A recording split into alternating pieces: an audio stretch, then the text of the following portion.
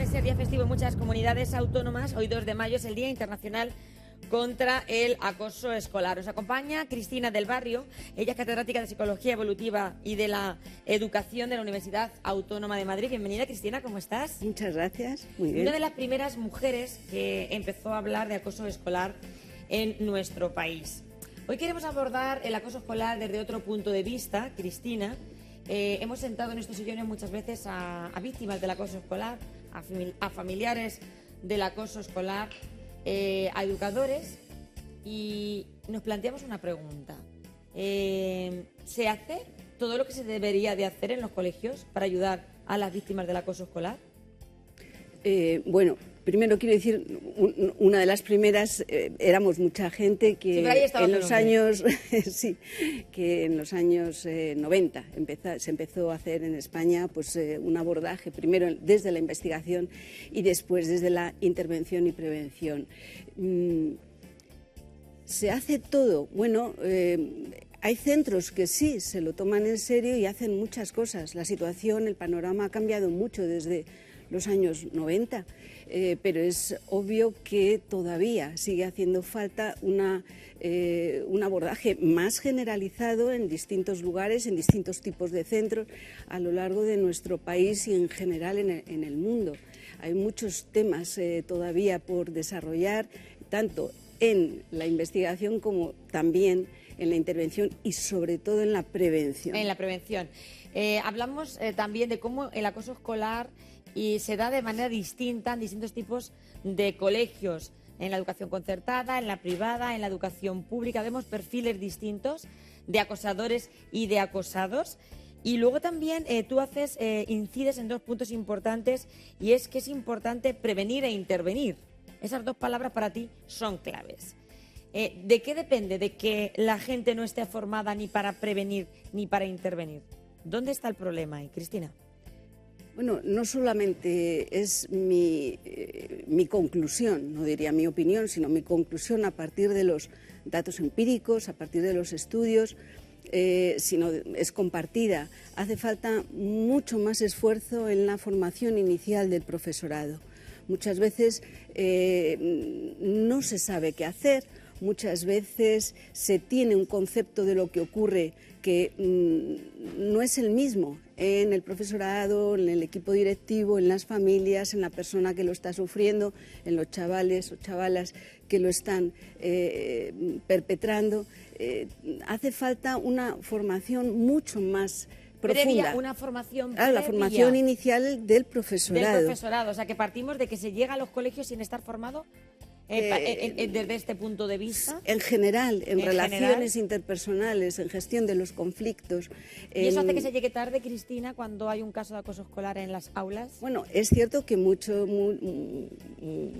parte importante del profesorado luego pone remedio a eso, se forma a posteriori, se forma con los cursos que se organizan desde las distintas comunidades autónomas o desde el Ministerio, o lo pide el centro y contacta. Nosotros trabajamos con muchos centros y sale de ellos, es lo más importante, cuando sale desde dentro de un centro la intención de mejorar la convivencia. Entonces, pero esa tardanza al final está haciendo que la víctima esté sufriendo. Claro, a eso íbamos, que muchos centros sí lo hacen, pero muchos otros no. Saben que hay un protocolo.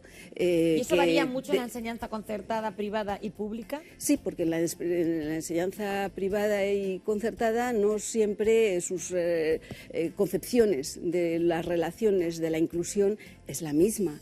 Entonces sabemos por los estudios que cuando se ha comparado la incidencia en distintos tipos de centro con distinto tipo de titularidad, que ocurre más en los privados. Nada más el prestigio, la marca del colegio a veces. Muchas veces es por eso, se malentiende lo que es el prestigio de un centro. Yo creo que estamos más interesados en llevar a nuestros hijos e hijas a un centro en cuyas jornadas de puertas abiertas se haga divulgación de que tienen programas de prevención del acoso y en general de mejora de la convivencia, donde se promueve una cultura del cuidado mutuo, donde se promueve el sentimiento de pertenencia al centro. Es que esto es importante que insistamos en ello, porque además hace poco se celebraban aquí las jornadas de puertas abiertas en Castilla-La Mancha, en todos los colegios, sí. Y no vamos a una jornada de puertas abiertas para saber si nuestro hijo va a tener un aula con no sé cuántas cositas y si el gimnasio, que está muy bien, que lo veamos, está súper equipado. O sea, debemos de atender a este tipo de conceptos tan importantes que van a ser la base de la formación de nuestros hijos en el futuro.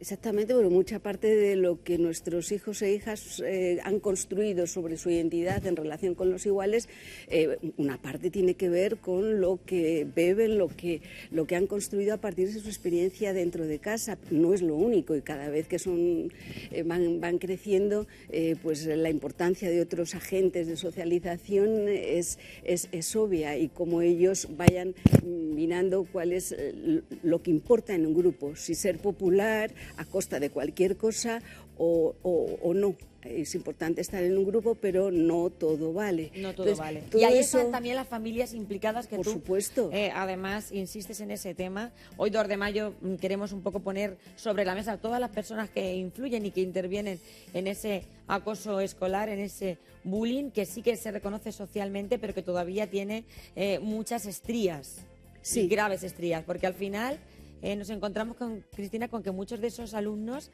salen por la puerta de atrás, se van ellos de los colegios. Sí, es tremendo que la mayor parte de los casos de acoso escolar ocurre que las personas que lo están sufriendo son quienes finalmente se van porque no encuentran una intervención en lo que les pasa. Se habla mucho de medidas reparadoras, pero por ejemplo incluso en el protocolo de esta comunidad, según he tenido ocasión de ver, luego cuando se dice que hay la línea de actuación con los perpetradores, que suele ser siempre un grupo y hay que trabajar también con toda la clase, no se habla de esas medidas reparadoras ya más, no se habla de que tienen algo pendiente con esa persona a la que han estado machacando, haciéndole la vida imposible. Las familias también en ese ¿Cómo tiene qué herramientas podemos darles a las familias? Porque al final el hecho de que saques a tu hijo o a tu hija del colegio es porque tú ya te sientes débil, es decir, es como rendido. Claro, no quieres que tu hijo o tu hija sigan sufriendo, entonces es comprensible. Lo que supone eso cada vez que ocurre es un fracaso del sistema educativo, un fracaso de nosotros como educadores. Un fracaso del educador, de la familia, por supuesto, de todos. Un fracaso sobre todo, y un fracaso, claro, del abordaje, del enfoque con el que se está planteando intervenir en el acoso, porque muchas veces si la familia de quien lo hace o de quienes lo hacen son familias con cierto prestigio, con cierta popularidad, encima a veces intentan demandar a la persona o a la familia que les está acusando. Y el acosado se queda dentro. Claro, el acosador. Exactamente. El acosador o los acosadores. No olvidemos que es una concepción más bien colectiva. Es algo que está ocurriendo y que participa mucha gente, que está con su silencio o con sus risas o con su manera de apoyar a quien lo está haciendo de un modo más como líder o dominante, pues si están apoyándole, ellos son parte de todo lo que ocurre. Tú como psicóloga evolutiva, ¿tú cómo crees que debería de solucionarse esto? Que sigamos viendo cómo sigue habiendo víctimas que salen. Bueno, hay que trabajar desde la prevención, hay que trabajar en las tutorías que, bueno, pues tienen una importancia vital, siempre evitando iluminar, poner el foco, dar nombres, hablar del tema y hablar también de cuando ocurre, porque se sabe por la prensa. Hay que hacer más presente la actualidid en los centros educativos también. Escolar. Y hay que hablar más de las normas de grupo no dichas. Muchas veces encontramos, por ejemplo, en el informe del Defensor del Pueblo, en el segundo, que ya tiene 1 año, pero fue confirmados esos datos por el siguiente del Observatorio Nacional de la Convivencia Escolar, o por el más reciente de Save the Children, o por el estudio de Amnistía Internacional, que los iguales muchas veces creen que deberían hacer algo y no lo hacen. Ese grupo que creen que deberían hacer algo es muy importante, porque ellos pueden arrastrar, se puede analizar eso, se puede ver cómo hay centros donde los compañeros son los que han dado un paso adelante y no necesariamente siendo amigos de la víctima, así es muy fácil. Así es, bueno, cómo funcionan las mafias o las coaliciones. Es la misma estructura. Entonces, los compañeros son todos, amigos serán algunos. Tenemos que trabajar en eso, tenemos que trabajar el concepto de valentía, que tiene. Tenemos que trabajar el concepto de la cultura, eso es más de la cultura de centro, y tenemos que trabajar cómo los iguales tienen un papel muy activo, como agentes de la mejora de la convivencia, creando sistemas de ayuda entre iguales que, por ejemplo, en Reino Unido prácticamente están en todos los centros, y en España trabajamos... Estamos a la cola un poco en España en eso. Bueno, ya desde hace años hay muchos centros que tienen distintos sistemas de ayuda entre iguales que pueden ser adaptados a las necesidades de cada centro. Nosotros formamos en eso y formamos de acuerdo con lo que los chicos, las familias, los educadores necesitan y quieren. Entonces hay distintos sistemas, puede ser mediación, puede ser asesoramiento psicológico, y formamos a los chicos y chicas que tienen que ser voluntarios. Ese es un trabajo importantísimo. ¿Por qué? Porque cuando alguien está mal, le pasa acoso o le pasan otras cosas en su casa, con quien quiera hablarlo son, sobre todo, sabemos, ¿no?, desde la preadolescencia y primeros años de la adolescencia, con sus compañeros, con los iguales, con el grupo.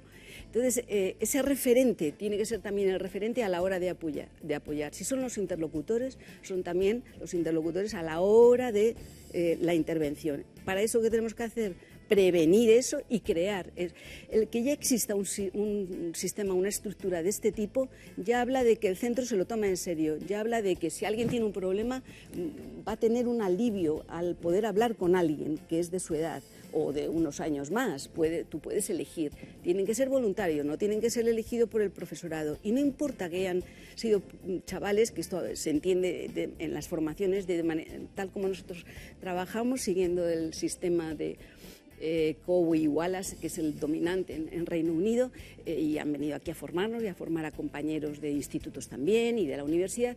Es muy importante que si una persona que tiene un pasado de haber sido un trasto, porque nunca olvidemos, una persona ha hecho cosas que se pueden cambiar, es lo más importante para luego ayudar a quienes lo están pasando mal. Pues Cristina, muchísimas gracias, de verdad, Cristina del Barrio. Yo creo que hemos dado unas cuantas claves hoy.